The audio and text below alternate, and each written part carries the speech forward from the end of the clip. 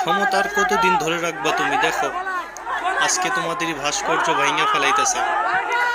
বেশি করে ভাঙো ভাই, বেশি করে ভাঙো। এদের কোনো একটা ভাস্কর্য যেন বাংলাদেশের কোনো একটা জায়গা প্রান্তে যেন না থাকে।